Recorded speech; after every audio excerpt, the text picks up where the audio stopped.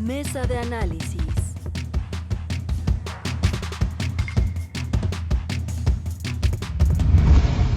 Bueno, estamos esta mañana de miércoles con Gabriel Reyes Orona y con Alfredo Figueroa, los dos. Gracias por estar aquí para analizar un montón de asuntos. No nos va a dar tiempo, ya desde ahorita se los digo. Desde luego que por el montón de asuntos que hay aquí no hay manera de abordarlos todos en el análisis. Pero bueno, estamos comentando en el corte. Buenos días, Gabriel. Buenos días, Alfredo. Buenos días, Carmen, Gabriel. Estamos comentando en el corte, por supuesto, lo que está candente en este momento de la mañana, que es el tema de Veracruz, la remoción temporal del fiscal Winkler, que es un asunto sumamente delicado. Está, por supuesto, lo que ocurrió con Porfirio Muñoz Ledo ayer. A ver si podemos recuperar el momento donde Porfirio Muñoz Ledo, en el resumen lo pusimos, está, bueno, pues anunciando su renuncia. Momento de la historia, sin duda, que va a marcar esta biografía tan potente como la de Muñoz Ledo, que está hecha de todo lo que se nos pueda venir a la mente de su larguísima trayectoria en los momentos más importantes de la vida mexicana. Ahí ha estado Muñoz Ledo de diferentes y muchas maneras. Entonces, bueno, creo que valdría mucho la pena detenernos, les propongo, en esta situación crítica del Congreso. Venimos de hablar con Ricardo Monreal hace ratito. Venimos de escuchar su postura al respecto de lo que está ocurriendo y de que, pues, sinceramente les dice que no se atrevan, no lo dice así, pero digamos, les manda la señal de que no tengan la tentación de modificar la ley para que en todo caso se evite la rotación que le daría paso a la oposición a presidir el Congreso. Bueno, le dice, no lo hagan porque no va a pasar en el Senado. Así que de entrada eso ocurrió. Ya el presidente López Obrador también se refirió al asunto esta mañana. Y bueno, en conjunto, Alfredo, ¿qué te dice todo esto? El Congreso mexicano, Muñoz Ledo renunciando, ¿cómo lo ves? Bueno, mira, lo primero es decir que lo de ayer de Porfirio es, digamos, un asunto que en realidad arregla un error, un error grave. Por la biografía de Porfirio, por lo que representa en México, era un error muy grave. Intentar una reelección, pero no solamente intentar una reelección, sino particularmente, digamos, una lucha histórica vinculada a la pluralidad política, mancillarla, déjame decir así, Carmen, de este modo, ¿no? El intento, la intentona de quedarse con la Cámara tiene un origen que a mí me gustaría analizar en varios sentidos.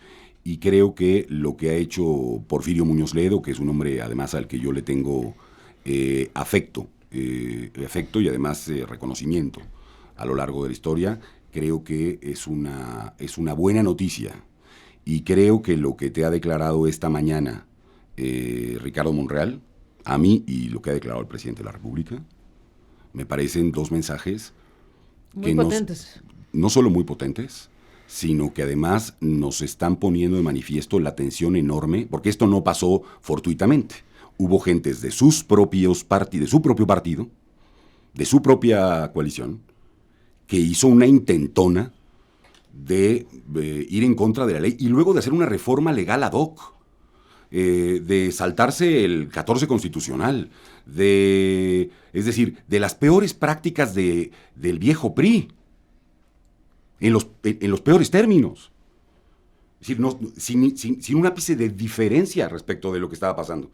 Por eso es tan importante lo que pasa anoche con Porfirio, creo yo, y lo que ocurre con el presidente de la República esta mañana. Me parece que no queda lugar a decir, ya lo digo, ya sé que van a venir a decirme en las redes sociales por hablar bien del presidente, pero perdónenme, lo que esta mañana ha declarado el presidente de la República, yo quisiera ver permanentemente en esa lógica al presidente diciendo la aplicación exacta de la ley, y celebro que esto no se haya ocurrido. Pero, a ver, ¿a quién le está hablando?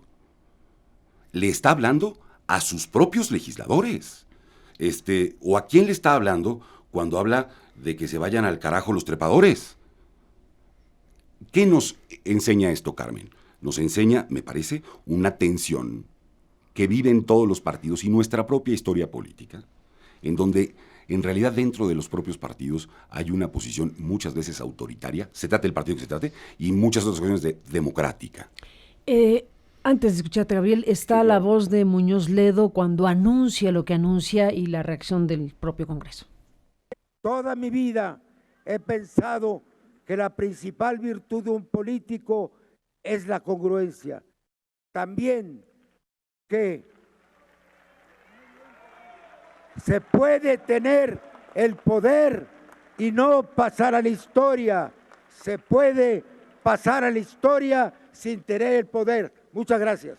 Pues nítido el asunto. Claramente Porfirio sabe y sabía que este momento iba a marcar el fin de una trayectoria. Este es el momento donde finalmente él valora, aquilata lo que está sucediendo. Evidentemente las críticas a su persona, los abucheos a su persona, eso de espurio, desde luego le habrá calado tremendamente en este momento de su historia. Y bueno, decide lo que decide Gabriel. Mira, yo lo que veo es una dinámica muy extraña porque derrotado el PRI, lo que estamos viendo es una dinámica de tiranía de las mayorías, que están haciendo el mayor esfuerzo por demostrar su poder al extremo. De forma que tenemos una ley Bonilla, que es una tiranía de mayorías, tenemos el caso Winkler, que es una tiranía de mayorías, y tenemos la intentona, fracasada en el Senado, de llevar a un partido a controlar lo que pasaba en los órganos internos del Senado de la República. Pero lo del caso de Porfirio Muñoz Ledo verdaderamente, no tenía que llamarnos a sorpresa, porque pretendían hacer una ley a modo, más que ad hoc, una ley a modo, para una sola persona, en la cual el propósito era el concepto básico que es la permanencia en el poder, la reelección. No obstante que en los logos de este gobierno está el apóstol de la democracia, ¿Sufragio efectivo? lo que tenemos en la mesa una y otra vez son formas diferentes de aferrarse a poder. Es lo que está haciendo Bonilla, es lo que están haciendo. El control de la mesa directiva, lo dijimos aquí en esta mesa hace unos días, es clave. ¿Y por qué es clave? Porque es el control de la agenda. Es que va primero.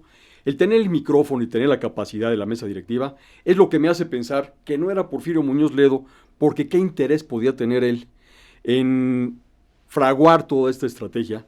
Y yo más bien veo que es el partido o la fracción parlamentaria que estaba empujando esta ley, que al PRI quizá le hubiera dado pena proponer, ¿no? Porque siempre el PRI lo que buscó es que su aplanadora se notara lo menos posible. Y aquí lo que se proponía era demostrar que la aplanadora era inclemente y que no iba a perdonar, porque a final de cuentas las declaraciones que me llaman más la atención es la de que ni uno Batman ni el otro Robin. Uh-huh. Cuando lo que estaba diciendo Mario Delgado... En referencia a Delgado y a Porfirio Muñoz Ledo. Y lo dijo Mario Delgado. Sí. Él se sentía el dúo dinámico.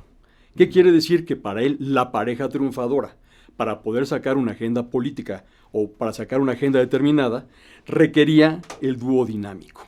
Entonces, lo que está a prueba es que esta tiranía de las mayorías en algunos casos triunfa y en algunos casos no triunfa.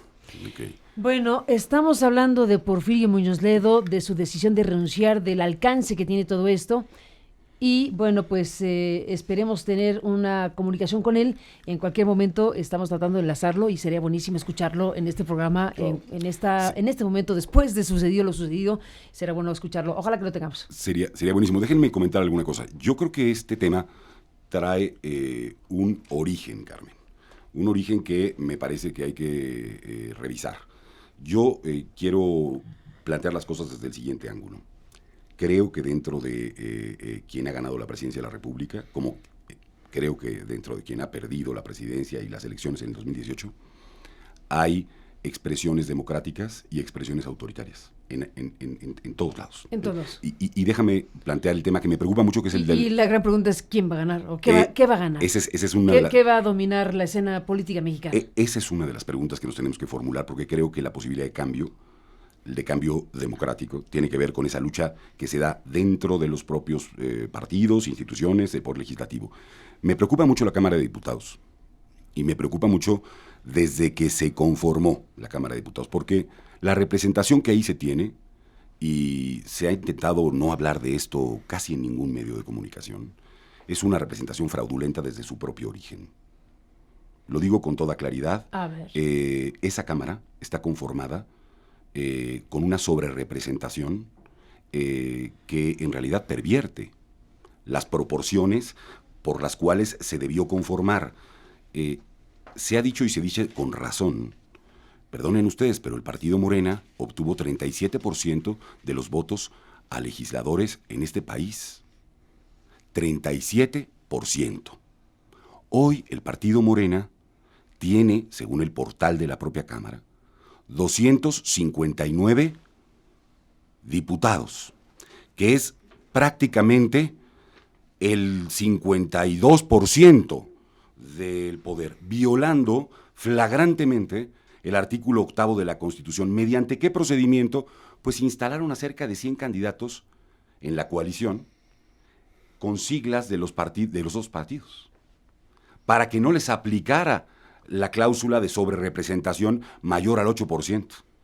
Eso pervirtió el número de personas que de cada uno de esos partidos debió llegar a la Cámara. Hablo de esto, Carmen, porque a pesar de que la autoridad electoral falló, me parece indebidamente en esa decisión, inmediatamente que se llega a la Cámara, Carmen, en donde el INE dice, ustedes, Partido Morena, tienen 180 y tantos diputados. En menos de 48 horas esos diputados ya eran mayoría. ¿Y cuál fue la primera acción? Quedarse con la Junta de Coordinación Política durante 3 años. La norma en el Congreso dice que para que no se rote también la Junta de Coordinación, tienes que tener el 50% más 1. Bueno, ese es el segundo momento de control. Entonces, tercer intento, es un fraude, déjenme decirlo así, esta misma práctica la combatieron, déjame decirte qué personajes antes, un partido que se llamaba Morena, la combatió en el 2015 contra el PRI y el Verde. El que escribió por parte del PRD el tema se llamó Pablo Gómez Álvarez, hoy de este partido. Esos que lucharon contra esas prácticas ahora están en esas prácticas, que era lo que pasaba en esta tarde con los días previos con el tema de Porfirio, ¿no? Es decir, y lo que me parece muy talentoso al final del día, digamos, déjenme decirlo así, es que haya vencido, digamos, una posición en donde dice, esto no puede seguir así. Y me parece sorprendente que el propio Ricardo Monreal haya hecho el planteamiento que te hizo esta mañana diciéndote, se los puse muy en claro, no es posible, y que el presidente diga este otro tema. Entonces, al mismo tiempo que vemos todo eso, ¿no? De pronto uno se pregunta, ¿y por qué no opinarán lo mismo en relación al bonillazo? ¿Por qué no opinarán lo mismo este otro bonillazo veracruzano que tenemos ahora, que es el tema de Winkler, ¿no? Y del conjunto de otros temas en donde se esperaría ese talante democrático de quien hoy está en los órganos de poder en el país, en los poderes de la República. Se esperan ese tipo de prácticas. Hoy también, por cierto, en la mañana el presidente habló de la importancia de la autonomía de las fiscalías, ¿no? De la herencia que tuvieron. Bueno, justo era nuestra discusión, ¿no?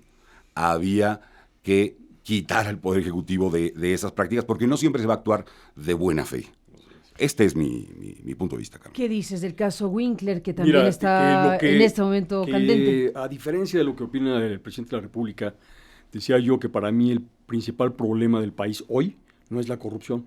Digo, aunque ya en el resumen que nos hizo el 1 de septiembre de sus demás informes, él habla de que el principal... el tercer informe. El tercer resumen. Es el tercer resumen, porque en realidad lo único que hizo fue platicarnos de manera breve lo que ya dijo todas las mañaneras. Pero bueno, en este tercer resumen sigue hablando de la corrupción como el problema principal, pero yo creo que el problema que hoy en día estamos enfrentando es un problema de división de poderes. Es un problema en el cual no hay claras distinciones en la división de poderes, pero sobre todo que hemos perdido los pesos y contrapesos en la República. Yo creo que lo que está sucediendo es que ante esta situación en la cual la mayoría aplastante de Morena se impone en el Congreso ante cualquier situación, el evento que sucedió con Monreal y Martí Batres nos vino a dar primeros visos de una posibilidad de pesos y contrapesos hacia el Ejecutivo Federal. Porque como bien lo decíamos en aquella ocasión, el que haya una mesa directiva independiente, parlamentariamente hablando, políticamente hablando, va a permitir que no pasen las leyes como venían pasando en automático. ¿Qué fue lo que detuvo ahorita el asunto de Muñoz Ledo? La expresión de que esta ley no va a transitar. Esta es la primer ley que no va a transitar como vinieron transitando todas estas normas complejas que tenemos. Platicaba yo fuera del aire con Alfredo el tema de que qué lástima que los políticos solamente se levantan y se ponen de pie la oposición y buscan estos contrapesos cuando se trata de sus asuntos, cuando se trata de sus posiciones y privilegios. Qué lástima que no lo hicieron cuando tuvimos otras leyes tan delicadas como la ley de extinción de dominios, donde ahí sí la ciudadanía tarde o temprano va a ver cómo esta ley va a ahuyentar la inversión en el país. Pero creo yo, repito, que lo que necesitamos rescatar ante la falta de órganos jurisdiccionales contundentes que nos brinden equidad en la aplicación de la ley, la generación al menos de pesos y contrapesos parlamentarios. El haber perdido esta autoderrota moral de la que habla el presidente en el resumen, dice, mis adversarios están derrotados moralmente, se sentía en las discusiones. Realmente en todo el proceso parlamentario de lo que va del año, de lo que va del sexenio, no se ha sentido realmente un debate parlamentario. A ver si este evento nos permite rescatar los perdidos contrapesos que una república precisa. Pero a ver, ahí yo déjame hacerte un comentario. Bueno, esto de la razón moral me recuerda a los perseguidores de Maquiavelo, ¿no? Que justamente lo acusaban de eso. Multicitado Maquiavelo, por cierto, últimamente. El gran Maquiavelo, ¿no? Y me parece que, por cierto, leído siempre a la luz de este ADN priista, que en realidad lo hace ver como si fuera una cosa mala o tremenda, cuando era en realidad, me parece que uno de los teóricos de la modernidad más importantes, entre otras cosas porque ponía en cuestión la idea de la razón moral con la que la Iglesia quería que siguiese dominándose, digamos, la vida de Occidente, como la gran institución frente a lo que estaba emergiendo, que era el Estado, ¿no? Me llama la atención y lo quiero dejar aquí, esta idea de razón moral desde este momento, ¿no? Como si fuese posible en un país como este, de tantos colores, de tantas formas, una sola moral pública o una sola fórmula, porque esta concepción del bien se liga muy rápidamente a la idea de la corrupción. Es decir, esta idea en la narrativa de López Obrador está ligada a los moralmente derrotados son los corruptos, y son corruptos todos aquellos que no estén en favor mío, ¿no? Es decir, todos nuestros adversarios están moralmente derrotados. Pues si revisamos cómo construye en realidad su propia argumentación, ¿cuando llega la frase? La hace depender, sí, y cuando analizamos su relato político, tiene una construcción siempre vinculada a esa idea. Creo que es un error de este presidente, que inicia el relato de su informe diciendo, soy el presidente de todos, y termina diciendo al final, solo de algunos, de los que la razón moral, que yo pongo aquí, que está vinculada, si están conmigo o contra mí, se construye. Yo creo que es un gran error. Y ahí me parece que... O sea, la frase derrotados moralmente... Es un gran error político. ¿Es un error para ti? Es un error político porque lo que muestra es un rebajamiento de la idea de alguien que quiere ser un estadista. Es un rebajamiento absurdo. Construir, digamos, todos los que no estén contra mí, todos los que no estén a favor de lo que yo planteo, son inmorales. Bueno, pues que venga Sodoma y Gomorra, si eso es lo que tiene que ver, como si alguien pueda decir... Porque además en el resumen se da como una cita a Juárez, en un contexto donde Juárez claramente no quería decir lo que trata de emplear el presidente en su favor. Él se refería a visiones completas. Juárez está enfrentando una guerra contra varias potencias del mundo. Nada más, déjenme comentarte algo final en relación al tema de López Obrador.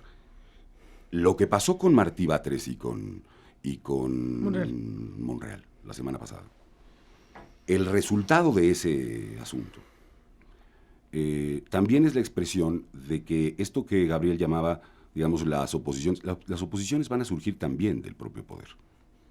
Las oposiciones van a estar ahí también. Yo supongo que Ricardo Monreal se levanta en las mañanas, cada mañana, y se pregunta, ¿cuándo deberé romper con Andrés Manuel López Obrador? Me parece que esa es la pregunta que se formula cada mañana. ¿Cuál es el momento para que eso llegue? Porque me queda muy claro que se está volviendo un personaje político muy relevante y además en el que puede lograr que las cosas vayan o no vayan. Y me pregunto que López Obrador, si no todas las mañanas, quizá terciadito, se preguntará qué es lo que debo hacer con la relación con Ricardo Monreal. Ahí creo que se empieza a fraguar una lógica del poder y de las oposiciones que no necesariamente va a venir de partidos distintos al que hoy gobierna.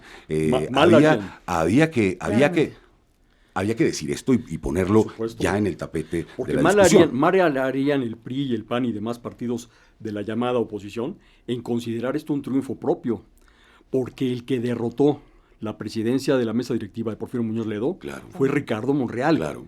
No vino de la oposición el movimiento que acabó con la presidencia de la mesa directiva. Pero queda una pregunta. Sí. ¿Y el presidente de la República qué posición jugó acá? Porque, déjame decirte algo, tengo la impresión de que en la reunión que tuvieron la semana pasada, esa que se hizo famosa por al carajo los trepadores, o cómo es la cosa, una cosa así. Sí hubo bueno, era un asunto de esta naturaleza.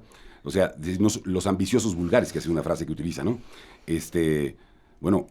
Los ambiciosos vulgares querían quedarse con la mesa directiva.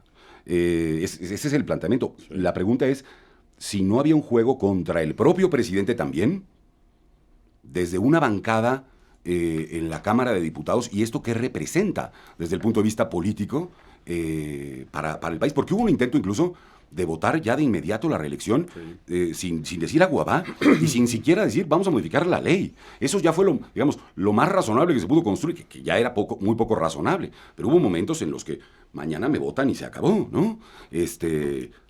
Pasándose por el arco del triunfo de absolutamente todo.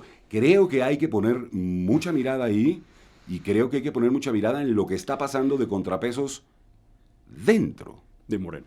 De Morena, y yo no sé si de Morena, yo eso todavía creo que su existencia todavía es nebulosa, pero dentro de la nueva hegemonía política, que está tanto en las cámaras, como en el Poder Judicial, como en el Poder Ejecutivo. Ni más ni menos, pues de eso seguiremos hablando porque efectivamente de lo que pase o deje de pasar en estas horas que están transcurriendo, en lo que sigue, que es la disputa por la presidencia de Morena, que también ahí se van a coser, va a haber mucha materia para discutir. Estamos efectivamente viendo cómo se configuran los espacios de poder y el ejercicio de poder en este momento de la historia. Déjenme, Gabriel, Alfredo, hacer un alto en el camino. Otros temas también están aquí a la luz. No sé si quieren agregar algo, ya lo dijeron ahí de pasada sobre el caso Winkler, pero bueno, no me parece cualquier cosa. El propio discurso de Winkler ayer por la noche, primero que va a interponer recursos, y aquí vamos a ver el juego judicial respecto a este tema, porque dice que va a interponer los recursos que le permite la ley para impedir lo que él llama una ilegalidad, por un lado, y por otro lado, pues algo fuerte, y yo creo que no es cualquier cosa porque al final queda expresado en su comunicado por escrito. Dio una conferencia y luego en el escrito hace un resumen de la conferencia, y en la parte final del escrito dice que hace responsable de su integridad y de la de su familia, pues al gobernador de Veracruz, a Cuitlagua García, y al propio presidente de la República. En esos términos quedó la postura pública ayer en la noche del fiscal removido temporalmente, Gabriel. Pues mira, lo que me preocupaba, también comentaba, es la maña en las interpretaciones de ley que hoy en día se está haciendo. No, dicen que no están removiendo, lo que están haciendo es suspendiendo temporalmente. Y entonces dicen, no se surte la prohibición o el supuesto de que solamente puede ser removido en estas causas determinadas, porque nada más lo estoy suspendiendo para que cumpla con un requisito. Pero ¿cuál es la diferencia entre suspender y remover? La diferencia te voy a decir cuál es, que confían en la ineficiencia judicial. La verdad es que todos los atropellos que hemos venido viendo a lo largo de este año y todas las causas extrañas, como la que espero también podamos platicar de José Antonio Meade y su acta de entrega, están apostándole. Es que verdaderamente hoy en día se puede apostar a la ineficiencia judicial. Todos son volados. Los resultados de las sentencias que hemos visto a lo largo de este año son tan extraños que cuando tú enarbolas un argumento tan malo como este de la suspensión temporal, pues tienes el 50% de posibilidades de que el Poder Judicial, una, se tarde, o dos, se equivoque. Entonces, nos devuelve a que, así como la gran violencia y la corrupción se dieron por una impunidad que se generó en el Poder Judicial y no en otro lado, porque la impunidad es responsabilidad del Poder Judicial. Hoy en día tenemos también... Bueno, una mezcla, ¿no? O sea, una mezcla de responsabilidad. No le quito responsabilidad al Poder Judicial, pero... Pero la última instancia es la última instancia, ¿no? O sea, bueno, hay que ver lo que está pasando con con la liberación del Gil en el caso Ayotzinapa. Sí, claro. A ver, ahí, ¿de quién es la responsabilidad? ¿Del juez que libera al Gil o de la investigación de la PGR? A ver, una mezcla. Es que, a ver, lo que yo sí creo es que, y más en materia penal, donde la investigación es la verdad real que corresponde al Poder Judicial, que hace muy mal su trabajo la PGR, que hace muy mal su trabajo la Fiscalía. Bueno, en materia penal, el juez debería ser el rector del proceso y debería encontrar la verdad, la realidad. Pero bueno, al margen de esto, o sea, yo que lo que los te diría jueces suplan al Ministerio Público. Sí, pero a ver, ahorita nos está diciendo Encinas que van a investigar a los magistrados y a los jueces. No va a investigar a los funcionarios de la PGR. O sea, realmente... Es que ahí está la mezcla, ¿no? Sí, bueno. Sí, ¿quién provocó la liberación de un personaje clave en la historia de Ayotzinapa? Pues mira, ambas partes, ¿no? Creo yo que la responsabilidad de juzgar es la que determina una diferencia efectiva. Realmente, sí, si los casos están mal armados, hay que reponer los casos, hay que regularizarlos, hay que establecer mecanismos para que quien haya sido responsable, en los no ejercicios de la acción penal, en las prescripciones, que son muchas en la Fiscalía, no se ha hecho absolutamente nada. Y esto nos va a llevar también al tema que yo no quiero ¿El de mí? adelantar. A ver, de una vez, si quieres. Bueno, te propongo una cosa, porque tenemos que hacer un corte. Sí. Vamos a pensar un resumen rápido, vamos a tomar respiro, un respiro rápido. Vamos al tema MID, de lo que estás aquí apuntando. Está también el tema OHL que querías comentar sobre el aeropuerto, y bueno, lo que nos alcance el tiempo, pero hacemos un alto. En el caso MID, solamente... reafirmamos lo que desde más temprano informamos, que es que se retiró la petición que había hecho el juez Jesús Delgadillo Padierna para que la Fiscalía General de la República pues investigara la posible participación de José Antonio Meade en el tema relacionado con lo que tiene en la cárcel a Rosario Robles, ni más ni menos. Es correcto. Después de la pausa, bueno, volvemos con ese y otros temas.